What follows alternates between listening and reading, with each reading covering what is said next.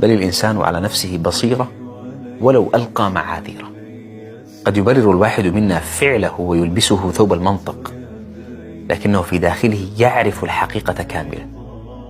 التبرير بداية انطفاء البصيرة. يتدرج الأمر هكذا: رغبة، ثم تساهل، ثم تبرير، ثم يصبح التبرير منهجا. هنا تفقد قدرتك على التقوى وتفقد طاقة الصبر. قد يعلو غيرك سريعا، وقد تظلم طويلا، وقد تتأخر.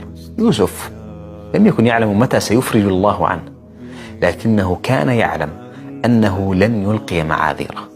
بقي سنين لا يرى شيئا من أثر صبره، لكن الله كان يدبر المشهد كله.